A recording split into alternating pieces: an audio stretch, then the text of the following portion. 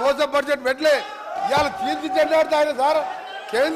కేంద్రం అన్యాయం చేస్తే, కేంద్రం తెలంగాణకి అన్యాయం చేస్తే సార్ కేంద్రం అన్యాయం చేస్తే తీర్చిదిద్దాడని మునగాడు ఒక మాటకెళ్ళండి సార్ నోట్లకెళ్ళి. ఇవాళ మేము మా ముఖ్యమంత్రి గారు మా డిప్యూటీ సీఎం గారు మంచి బడ్జెట్ ప్రవేశపెడితే ఇవాళ దాని గురించి మాట్లాడుతున్నారు సార్. నిజంగా ఇప్పటికైనా ఎమ్మెల్యే హరీష్ రావు సమాధానం చెప్పి మీ ప్రతిపక్ష నాయకులు రావాలని డిమాండ్ చేస్తున్నారు. కూర్చోండి ప్లీజ్ ప్లీజ్. హరీష్ రావు గారు అదే డివియేషన్ చేయొద్దని చెప్పాలి. మీరు ఇడికొచ్చుడు గారు, డివియేషన్ చేయకపోతే ఇవన్నీ రావు. డివియేషన్ చేయకుండా బడ్జెట్ మీద మాట్లాడండి, బడ్జెట్ మీదే మాట్లాడండి. మీరు మాట్లాడితే వాళ్ళు మాట్లాడతారు. స్పీకర్ సార్, నేను మీ మాట మీద గౌరవం పెట్టి ఏ మంత్రికి కూడా అవకాశం ఇవ్వకుండా గంటన్నర నుంచి నేను మీ మాటలు వింటున్నాను.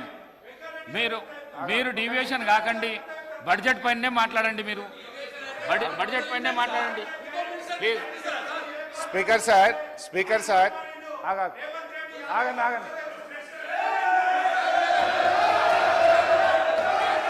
స్పీకర్ సార్ ఇప్పుడు గంటన్నర అంటున్నారు. గంటన్నరలో ముఖ్యమంత్రి గారు, ఉప ముఖ్యమంత్రి గారు, శ్రీధర్ బాబు గారు, జూపల్లి గారు, కోమటిరెడ్డి గారు, 5 మంత్రులు మనిషికి 3 సార్లు లేస్తే ఇక నేను గంటన్నరలో నేను ఏం మాట్లాడినట్టు? ఈజ్ ఇట్ నాట్ డిస్టర్బెన్స్ అధ్యక్ష? ఒకటి. రెండవది అధ్యక్ష, ఇప్పుడు నేను కోమటిరెడ్డి గారికి ఘాటుగా సమాధానం చెప్పగలుగుతా, కానీ నా బాధ ఏంటంటే ఇట్ విల్ డీవియేట్. ఆయనకేమో హాఫ్ నాలెడ్జ్. ఇప్పుడు ఆయన ఏం మాట్లాడిండు? Yes you are half knowledge fellow.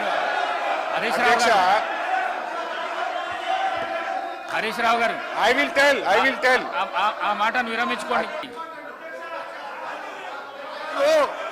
Sir. ఆయనకు వారికి హాఫ్ నాలెడ్జ్ కాదు సార్, ఆకారం పెరిగింది చెప్పి అసలు నాలెడ్జ్ లేదని.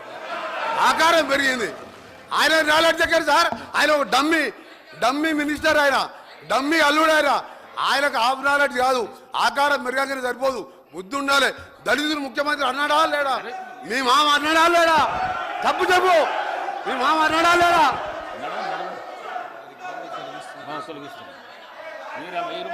స్పీకర్ సార్ ఇదే కోమటిరెడ్డి వెంకటరెడ్డి గారు 50 కోట్లకు పిసిసి అధ్యక్ష పదవి కొనుక్కున్నారు రేవంత్ రెడ్డి గారని ఈయనే చెప్పింది కదా సార్.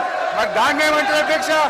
ఇదే కోమటిరెడ్డి వెంకటరెడ్డి గారు జిల్లా కలెక్టరేట్లు, సచివాలయాలు అద్భుతంగా కట్టిండు కేసీఆర్ గారని ఈయన గారే చాలా సార్లు మెచ్చుకున్నాడు అధ్యక్ష.